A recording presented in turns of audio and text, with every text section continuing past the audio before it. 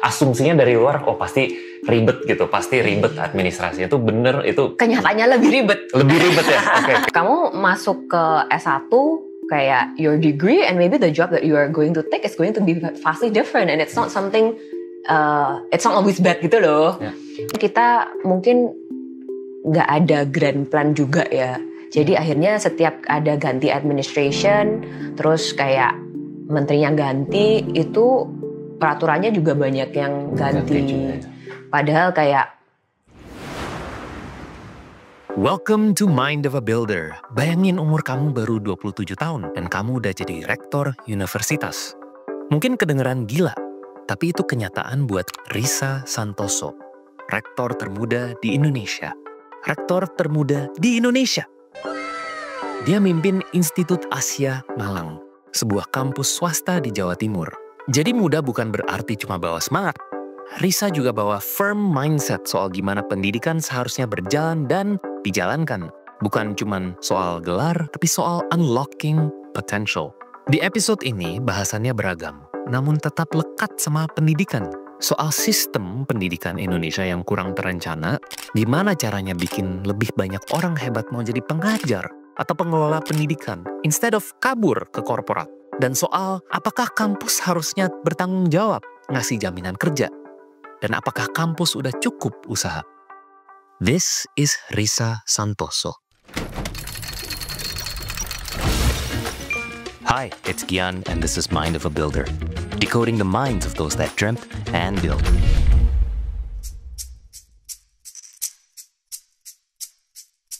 What is the goal of a university? What is the goal of a rector? Risa? Personally, kalau misalnya kita ngomongin tentang university ya, we come back to what's the most essential thing kan buat kayak kamu ngomongin education. Kayak for me, how can you unlock someone's potential? For me, it's that gitu. I think there's some people kalau mikirnya kayak kalau education ya untuk get a degree atau buat sometimes mungkin ada yang fokus ke research, but coming back to I guess the first principle mungkin ya. For me it's how can you unlock someone's potential gitu. KPI-nya gimana? I think in the end how is the output of your product? Berarti kan kalau misalnya kita ngomong in that term berarti mahasiswanya gimana kan, lulusannya gimana, can they produce something, can they find a job, atau kayak setelah lulus itu gimana. I think the most important KPI in the end ya hasil lulusannya ya. Kan kita kalau kita mikir stereotype rektor, kita biasanya mungkin asumsi rektor tuh yang older and so what was the process like? Did you face any challenges in terms of becoming the leader? Maksudnya kan awalnya juga tadinya udah jadi direktur ya di universitasnya, terus akhirnya jadi rektornya. What challenges did you face and how did you overcome those challenges, Risa, di 2019 sampai sekarang gitu? Atau how did it evolve? Challenges pastinya banyak ya, tapi I think I'm very thankful that I first started joining the institution, bikin kayak kegiatan programs together with the faculty and with the kayak orang-orang kunci kan. Jadi we have that relationship before aku akhirnya jabat full jadi rektor. Jadi I think there's that relationship dulu yang kita sudah pernah ngelakuin something, jadi nggak terlalu asing juga gitu. So definitely pasti ada challenges lah, terutama ke beberapa mungkin orang-orang yang mempunyai pemikiran yang nggak sama juga kan. Tapi I think there will always be communication problem lah, gitu pasti ada. Cuma how can you face it and sama-sama ketemu yang penting itu apa sih biar kita ini bisa deliver the common goal kan gitu. And what's your leadership style as a chancellor? Wah, personally I think trying to find people and I actually personally believe kalau giving autonomy itu very important gitu, especially in a very complex environment. Kalau misalnya di kampus kan juga harus ke kementerian, terus harus there's a lot of rules and regulation, ada macam-macam kan. So it's a little bit complex dan perlu kerjasama banyak. Jadi it's very important buat punya orang-orang yang bisa make their own decision gitu.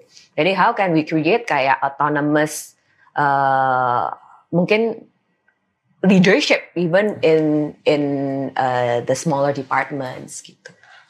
You talked about tujuan utamanya universitas itu unlocking someone's potential ya tadi ya, Risa, or maximizing someone's potential.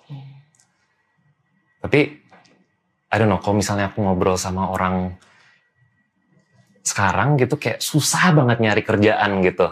Iya. Like how do you actually measure unlocking someone's potential, and is it becoming, do you face those challenges? Karena aku sendiri dengar dari orang, waduh susah banget nyari kerjaan.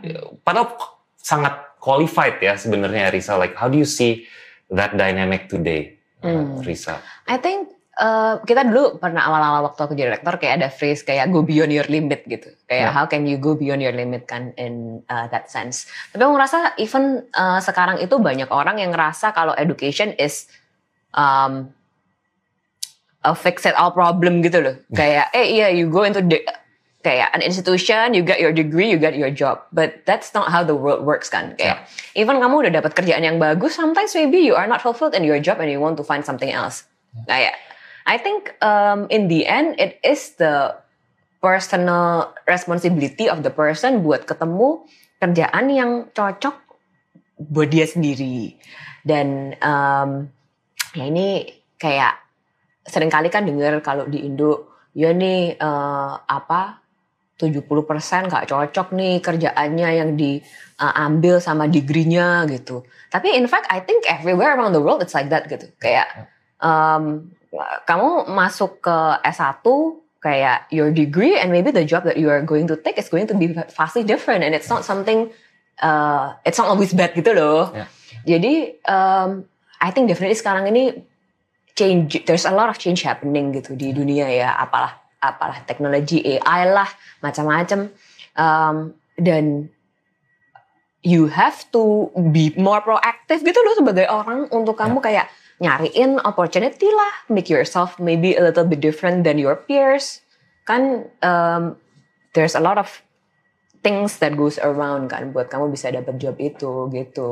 Kalau aku sekarang ketemu sama temen-temen yang lebih muda gitu ya, mereka jauh lebih pinter daripada aku gitu. Kayak mereka juga CV-nya lebih keren, punya website, tapi mungkin it's a reflection of how difficult the job market is ya. Kayak back in the day when we were in school, we had a professional CV and then we apply gitu. Tapi now I meet people, whether it's people at work, people that I meet, mereka tuh udah punya portfolio yang keren banget, mereka punya website, tapi tetap aja susah dapet kerjaan. So who would you hire? Nah ini kayaknya harus tanya nih, aku harusnya yang I don't know if I would hire myself or people in our generation, like we did things professionally, tapi nggak se-extra mile. Kayak adekku yang sekarang kuliah, waduh, it's even more and more competitive ya kalau mau masuk kuliah ya. Kalau masuk kerjaan juga more and more competitive gitu.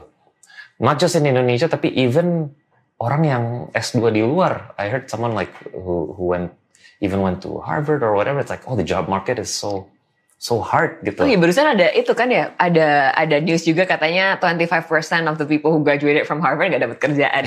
It's looking for work, okay. Yeah. Is it a matter of the how well the universities prepare the students, or is it like you said? I think we discussed earlier, right? Universities need to work more with the private sector mungkin ya, Risa. What do you think? I think so. Kayak ini collaboration sama private sector ini perlu banget sih menurutku. Ada kayak aku ngerasa sekarang itu orang-orang di job market kayak kepingin ini aku perlu orang yang fit yang kayak aku butuhkan di company gitu. Tapi they are not involved in the education process at all kan. Dimana itu nanti kayak keinginan company A, B, dan C meskipun mungkin title-nya sama, it will be different kan gitu ya.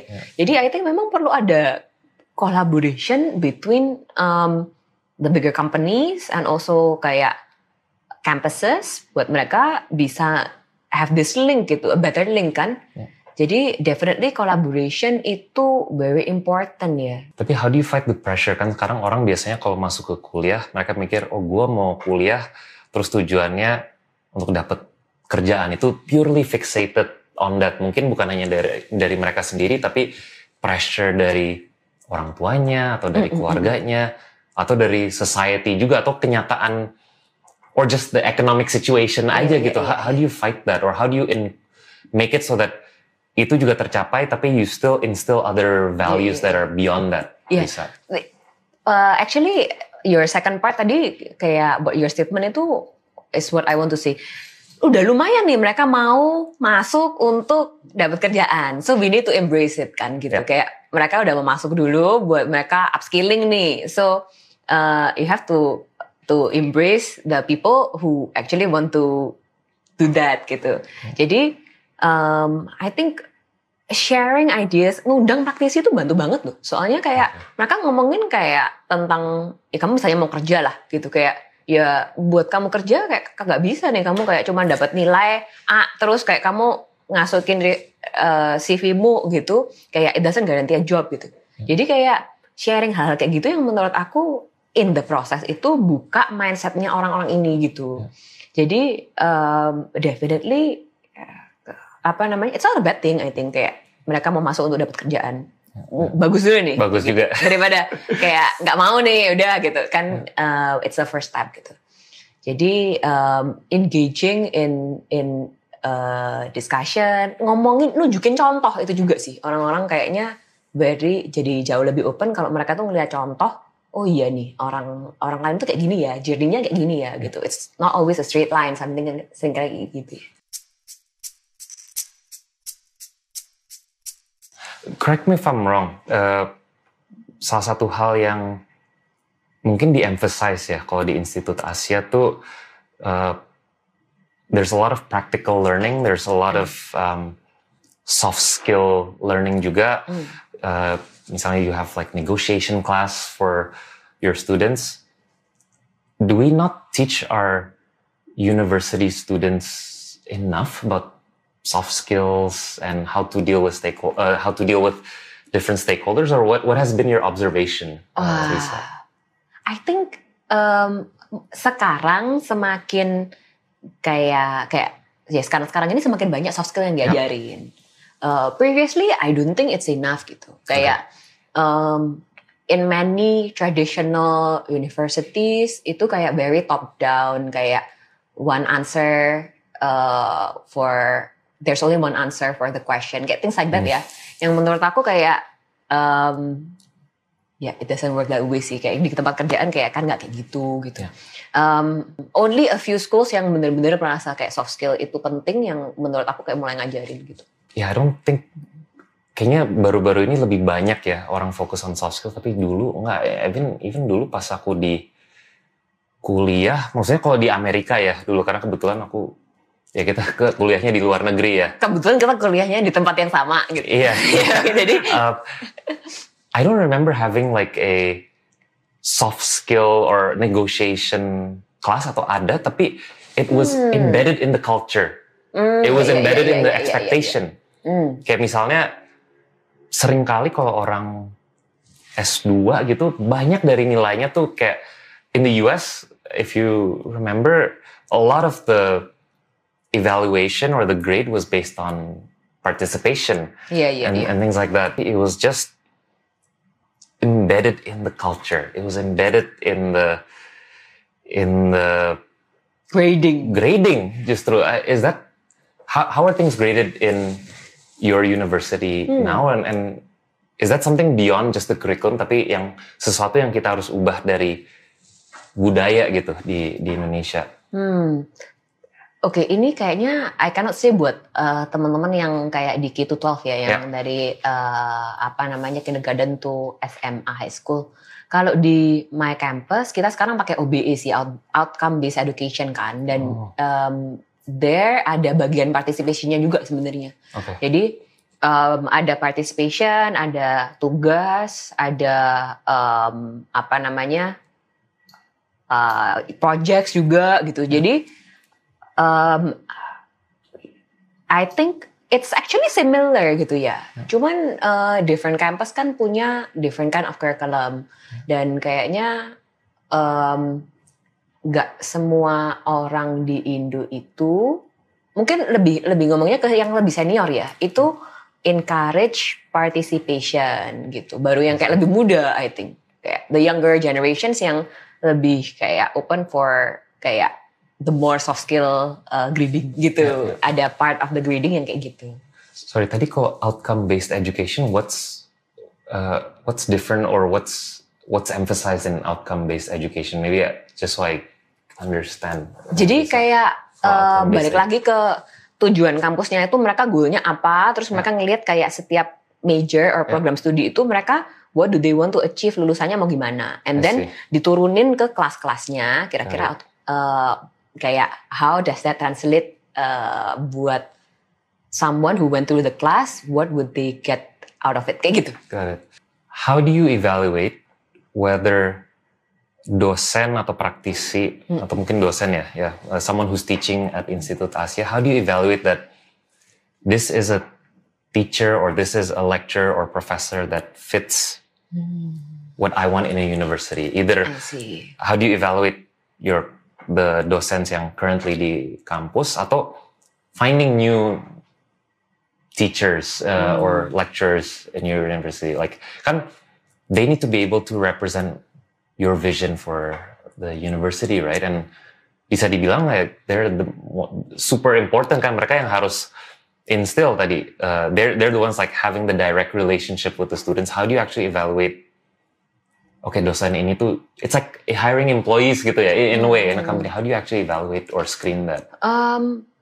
I think definitely kayak kita pasti ada micro teaching gitu kan. Kayak kita pasti kayak ada session sebelum masuk ke kampus. Tapi afterwards juga ada onboarding juga kita. Kayak onboarding buat teman-teman yang masuk ke kampus itu mereka gimana. I don't know whether all universities do this because kita juga baru start onboarding ini baru beberapa tahun lalu sih. Jadi ada onboarding, terus ada trainingnya juga gitu. Jadi every once in a while kita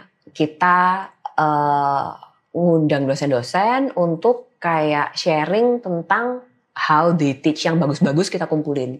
Kayak tadi kan ngomong how do you evaluate ya. Kita biasanya ngasihin review untuk mahasiswa itu udah pasti sih.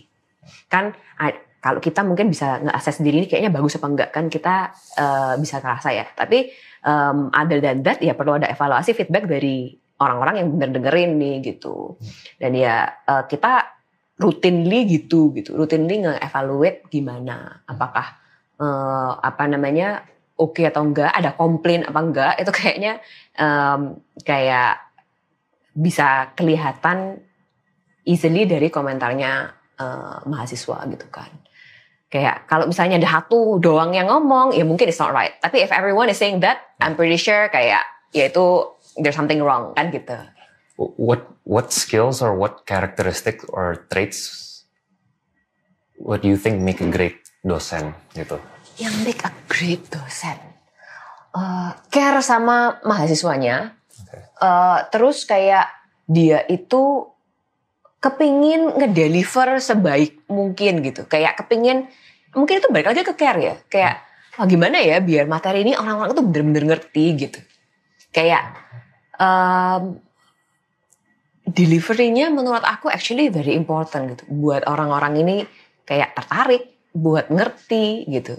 Kayak yang mungkin orang-orang mikir kayak yang paling penting kan ilmunya. Tapi I think actually delivery-nya very important gitu.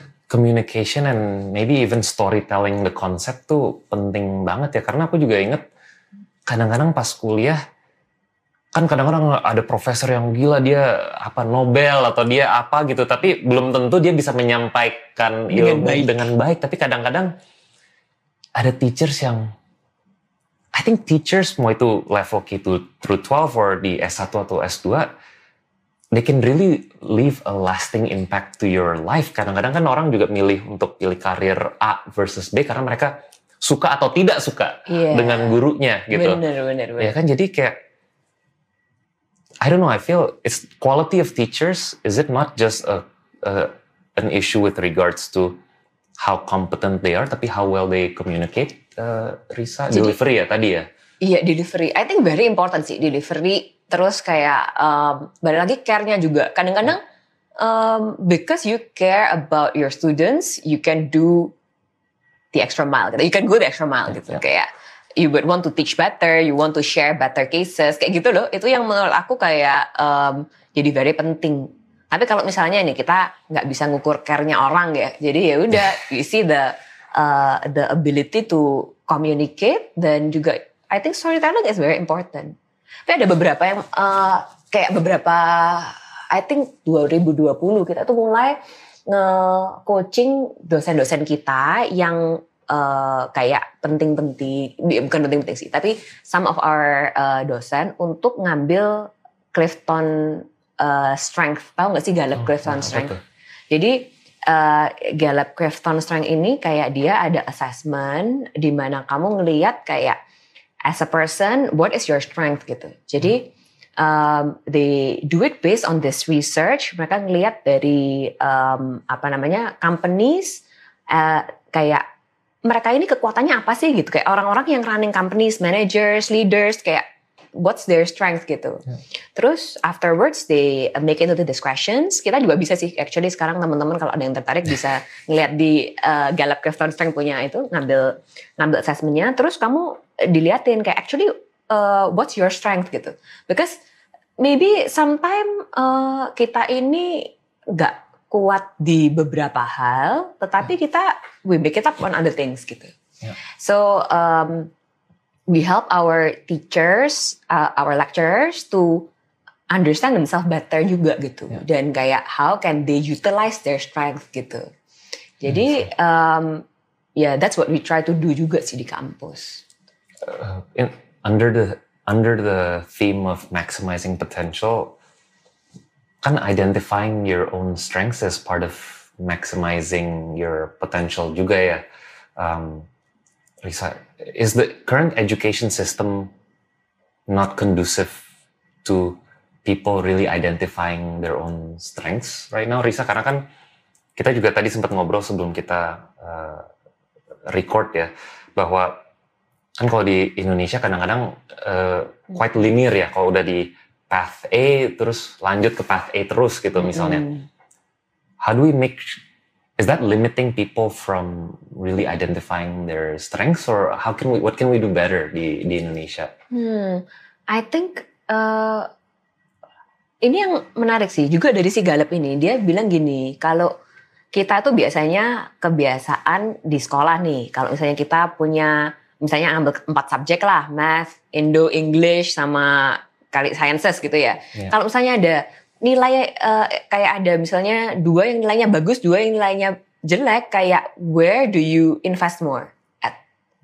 Kayak I'm asking, kayak usually you would go yang mana? Kayak kamu bakal spend more time di yang kamu bagus apa yang buruk?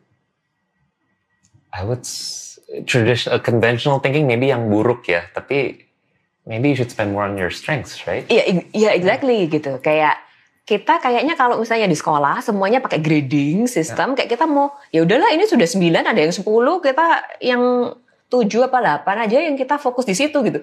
Padahal kan waktu kamu udah kerja kayak it is way more efficient if you focus on your strengths gitu.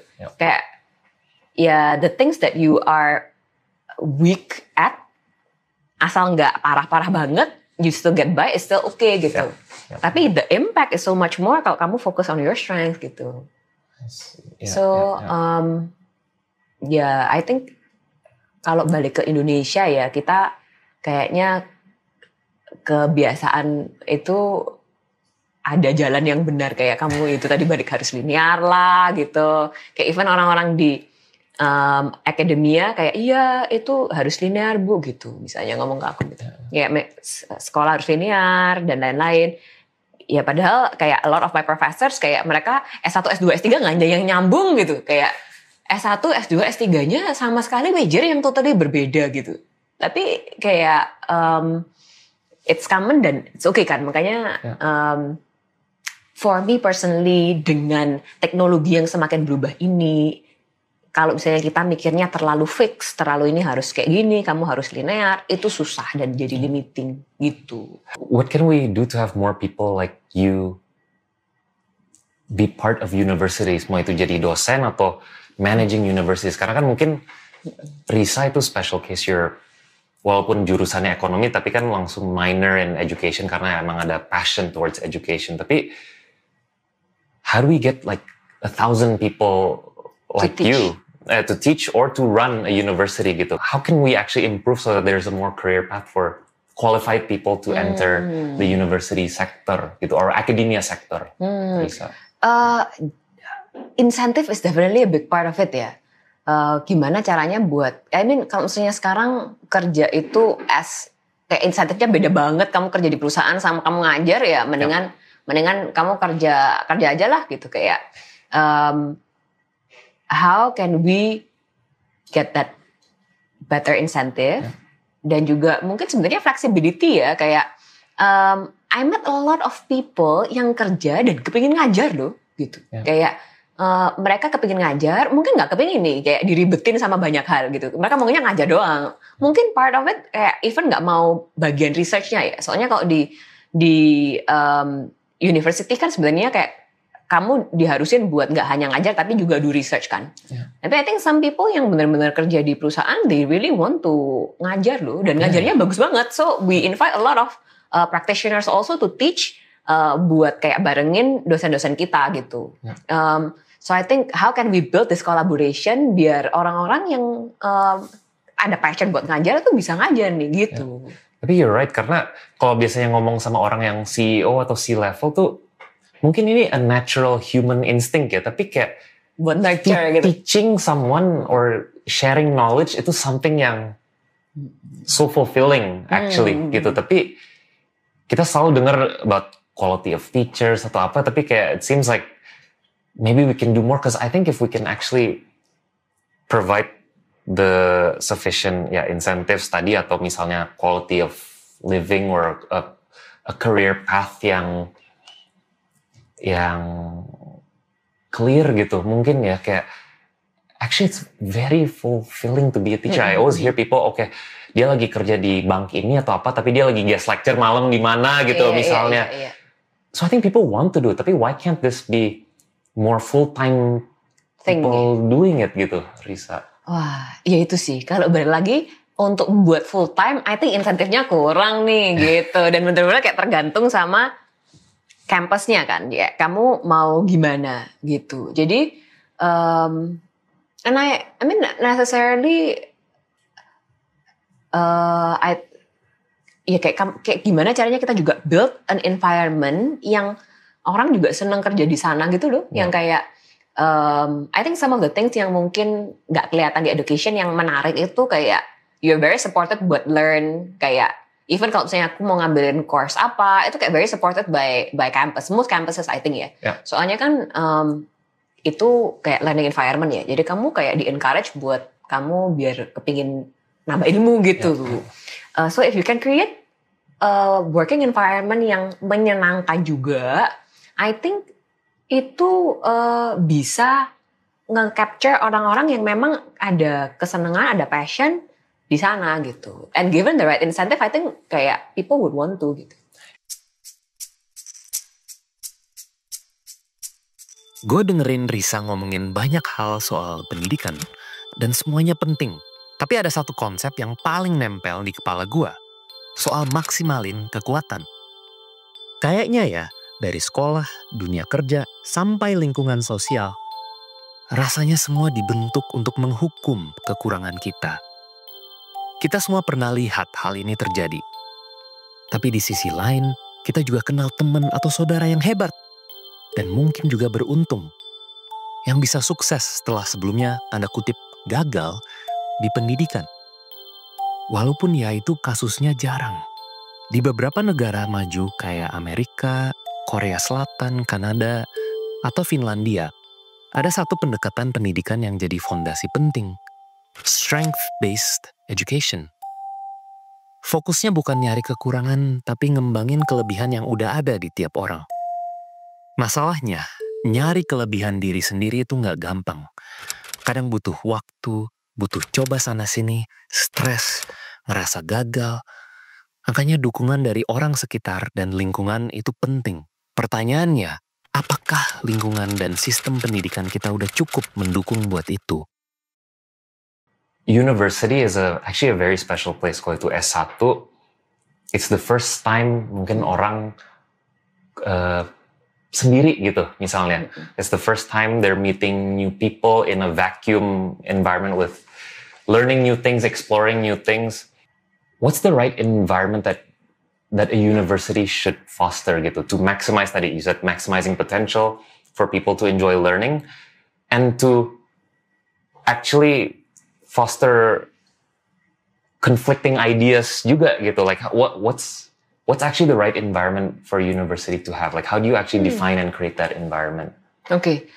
Kalau kita memang soalnya kan akhir-akhir ini pakai hashtag kuliah asik kekinian kan. Jadi kayak I think for us it's more gimana sih biar orang-orang tuh masuk nggak hanya untuk dapat degree gitu loh, tapi you are curious about something you actually want to learn. Kayak kamu you get something yang kayak kamu ngerasa kayak can be useful for your life gitu. Kayak jadi kayak oh ya ini practical. So I think balik lagi ya it's relevant. Kayak gimana sih ngajarin something yang relevant. You discuss something maybe that's happening around us gitu yang kayak you see around you and you apply what you're teaching di something that is happening gitu. Jadi I think one is being relevant, yang kedua itu teachingnya kalau bisa itu yang gimana caranya biar orang-orang ini ya nggak hanya jadi penerima gitu. Kayak mereka juga be active in class, kayak apakah itu in case studies lah atau mereka kayak discuss kan kayak kalau misalnya mereka cuma jadi receiver itu seringkali kayak dilupakan gitu ya gitu. Jadi biar teaching prosesnya juga ada fun-nya gitu loh. Kayak orang you enjoy being in class gitu. Is there actually a country that you see you like the way their universities are run, you like how their government supports education gitu di luar Indonesia? I gitu. see. Waduh. I think yang vastly different aja ya. I think ada yang kayak kita ini masuk kayak di US system dimana kayak lebih bebas, lebih kapitalistik gitu ya. I think secara kualitas itu bagus. Iya, since kita di US education itu ya. Tapi kan ya it focuses on kayak certain areas yang penting itu menurut aku di US yang get it right ya. Itu kayak orang-orang responsible for their own kayak kamu mau tertarik apa? Maybe kita econ major tapi kita tertarik sama aku education. I can take a minor in education kayak. Dan kayak ya udah it doesn't really nggak memperlama proses aku kuliah kan gitu. Kayak kamu suka apa? Kayak there's a lot of interdisciplinary collaboration yang terjadi di sana kan gitu. So that's what I like. Dan makanya waktu dulu zamannya Pak Nadiem masih jadi menteri itu I know that his kayak background kan banyak dari US juga. Jadi yang dimasukin ke sini. So I know where he's getting it at gitu. Kayak oh dia ini mau ininya gitu. And I think banyak yang bisa diadaptasi ke kita gitu. Honestly yang mana yang aku suka ya, I can say so much about US karena I've been through it ya. Yang lainnya kan more on observation. Jadi ya how can we adapt lah. Mana sih yang sebenarnya cocok buat Indo gitu. Kalau Indonesia tuh, how far are we from the US model gitu right now? Are we very? I'm guessing we're very I'm assuming we're very far away. Tapi kayak what's the bottleneck or what's the challenge from us? What's actually stopping us from having a more efficient or having a university model or education model that actually works for our country? I I think definitely kayak quality of educators itu salah satu hal yang penting sih ya. It's getting better. I think ada support juga dari government and whatnot. But I think even as a qualified person, there's a lot of administration. There's a lot of things that makes it harder for you to be able to teach well gitu di sini gitu. Kalau misalnya ngomong, ya kayak even the support from the government, I think bukannya buruk, tapi can be better. I think definitely quality of educators itu something yang bisa ditingkatin gitu. Dulu kan sempat ada phase, kalian harus belajar computer science atau coding, apalagi dengan kan banyak yang mau kerja di Google atau di Facebook atau dengan banyak startup lah. Tapi now dengan AI, IoT dan lain-lain, what do you actually think is the most critical either fields or skills that people need to learn in 2025 for the next 10 years? Like what skills do you want your students to have gitu? Ya sekarang semua bisa dijawab sama AI. Sama ChatGPT atau Bard gitu ya. Iya, kayak generative AI ini bakal taking over a lot of people's work. Tapi I think you have to be able to I think collaboration ya, learning to collaborate itu very important sih. Soalnya you will need that gitu. Kayak kamu di any phases kayak kamu bakal perlu untuk kolaborasi sama orang. Kayak sometimes kayak nggak bisa kayak kamu aku gitu. Kayak kita let's agree to disagree, tapi kayak unprofessionally. I think it's communication, collaboration. Actually, the 4 C's kayak in 21st century, pernah dengar gak sih? What are they? The 4 C's? Critical thinking, communication, collaboration, and satu lagi itu something yang nanti I will get back to you. Yeah. Tapi I think the 4 C's of katanya 21st century skills gitu. Yeah. I think it's very important gitu. Mostly soft skill ya. Kayak tadi kan critical thinking itu akhirnya di soft skill. Tapi dengan si teknologi ini kayak kamu mau nggak mau you have to know. You have to be able to make use of the technology gitu kan, biar majuin kamu gitu. Semakin susah nggak kan kita dengan generasi Gen Z sekarang atau nanti Gen Alpha gitu, do you see a greater challenge for people to communicate or collaborate? Karena again maybe it's the stereotype that they like to use their phones more and they're less engaged with the outside world gitu. Do you see that at your university or how do you see that gitu? Menurut aku ya itu perlu diasah tuh. Kayak soalnya mungkin gak kebiasaan juga ya. Kayak how do you talk to people kayak with maybe different belief itu kan juga kayak bisa dilatih sebenarnya gitu.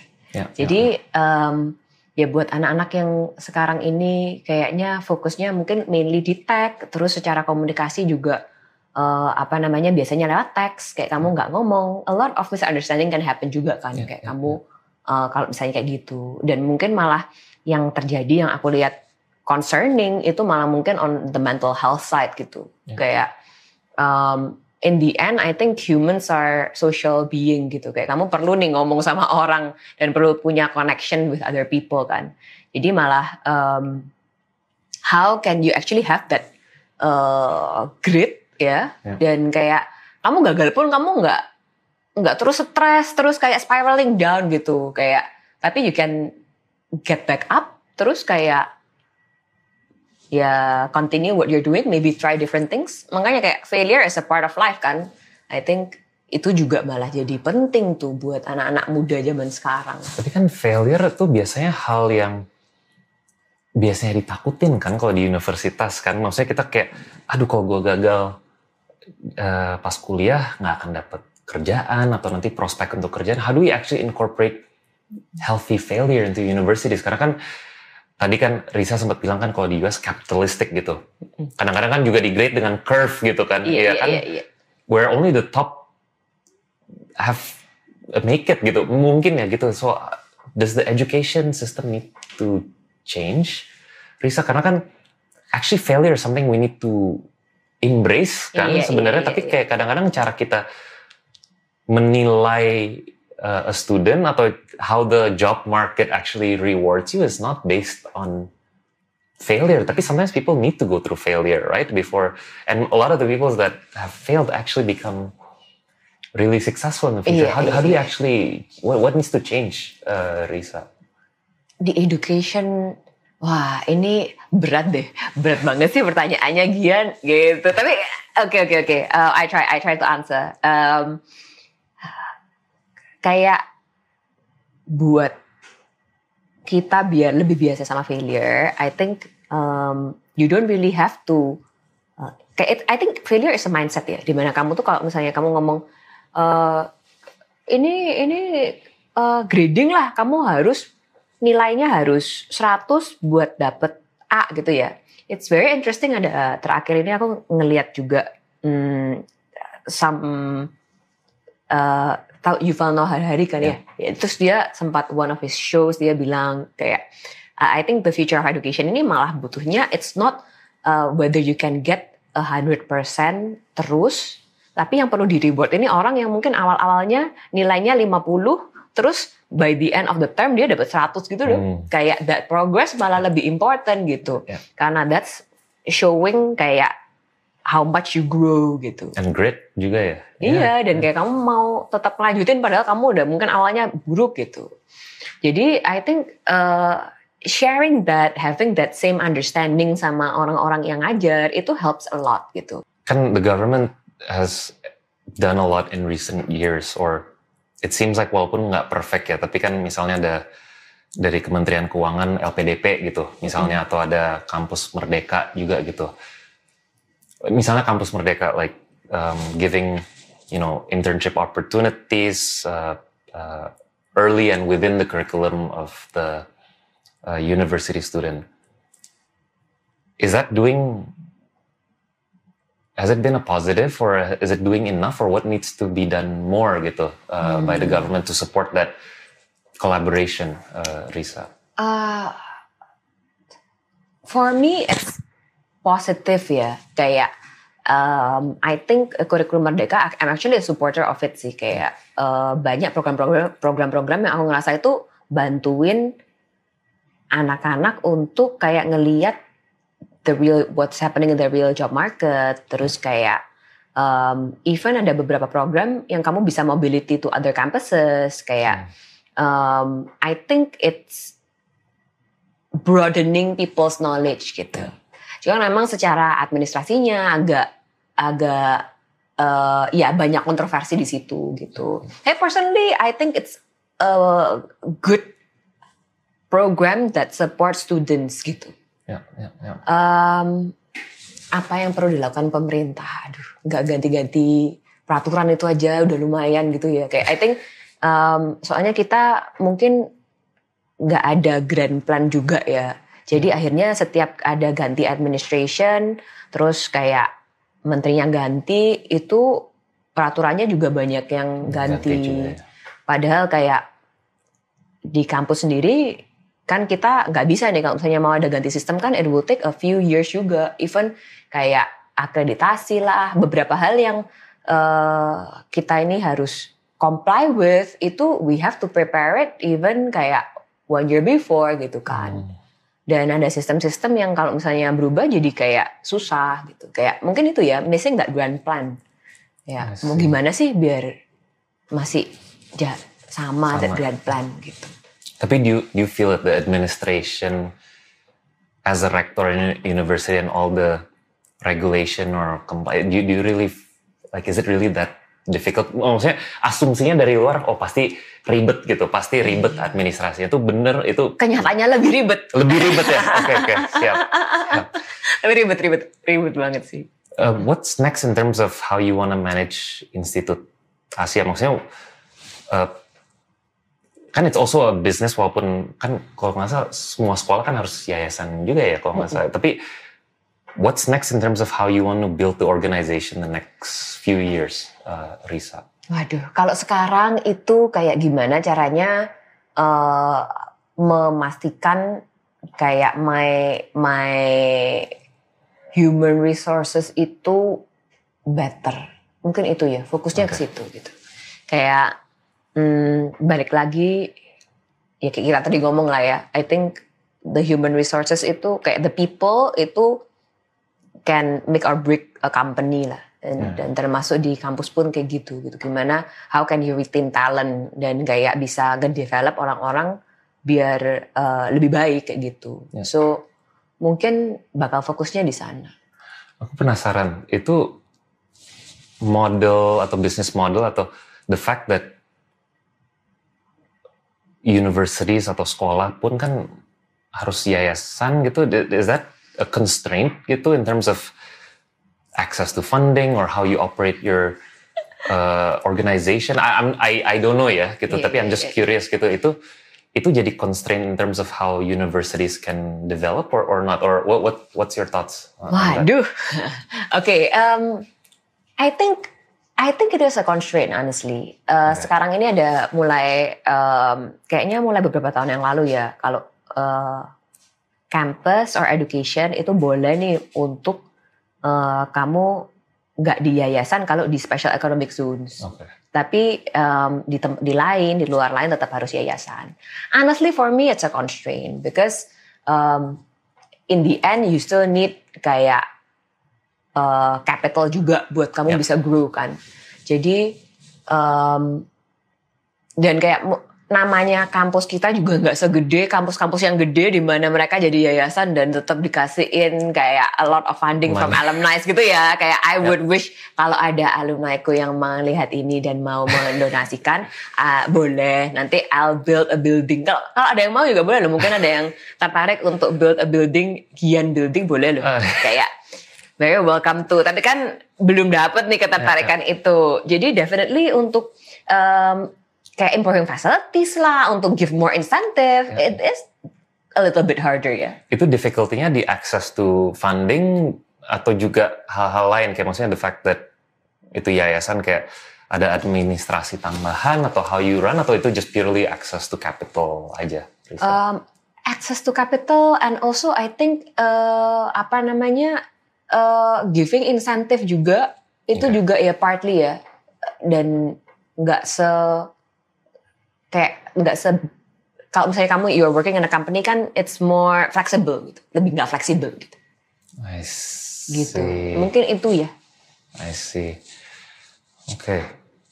If you were lastly, if you were Menteri Pendidikan, like what would you actually change gitu? How do you make, what would you actually change about the education system di Indonesia gitu? Susah ini jadi Menteri Pendidikan, susah. Kayaknya, what would I change ya?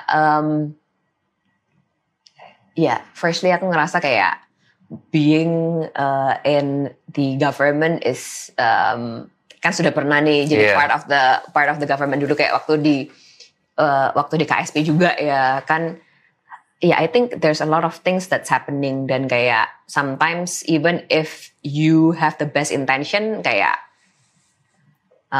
not everyone in the same organization kan kayak sama gitu. So a lot of challenges, a lot of bureaucracy, kayak menurut aku buat susah. What would I change? I think gimana caranya biar ngurangin administrasi, itu satu. Kedua, better support for teachers and lecturers. Kayak gimana biar ngasihin support untuk upskilling, untuk mungkin additional kayak education support kayak gitu-gitu. Sama mungkin setting up kayak collaboration gitu ya, kayak better collaboration hub gitulah. Mungkin itu ya. How do we get more people to be rectors or docents, like? Waduh. How do we do that, Risa? I think definitely buat ini yang harus nyarikin yang udah itu ya yang kurang fulfilled. Terus mereka mau give back gitu. Tapi more than that, on a more serious note, I think buat teman-teman yang di foundation atau di yayasan, I think balik lagi how can we find the right people, give the right incentive, dan mungkin inspire them ya buat have a bigger goal kan, more so kayak gimana bisa kita memajukan Indonesia bersama kan gitu ya. You have to have that somewhat calling gitu buat kamu kayak mau masuk ke education gitu. Jadi ya. We need more leaders. Thank you so much, Risa. Aduh, I hope it helps ya. Kayaknya I'm usually all over the place. I hope it somewhat helps you. No, it's very helpful. Thank you so much, Risa, for your time. Okay, thank you. Itu dia Risa Santoso, rektor termuda di Indonesia. Dari obrolan ini, kita diingetin bahwa kampus bukan pabrik gelar. Dan pendidikan bukan tiket masuk ke dunia kerja. Lebih dari itu, pendidikan adalah tentang mengenali potensi. Bukan membentuk satu jalur sukses, tapi membuka banyak pintu dan ngajarin kita gimana caranya milih pintu yang paling cocok buat diri sendiri. Kita juga belajar kalau pendidikan gak bisa jalan sendirian. Perlu kolaborasi, visi yang terencana, dan lingkungan yang gak takut gagal. Karena dari kegagalan kita bisa tumbuh, selama dikasih ruang buat memperbaiki diri. Thank you Risa for your stories and insights. Kalau kalian suka dengan episode kali ini dan pengen tahu lebih lanjut soal Mind of a Builder, subscribe and follow our social medias @BuildInBlue. I'll see you in the next episode. Have an awesome day.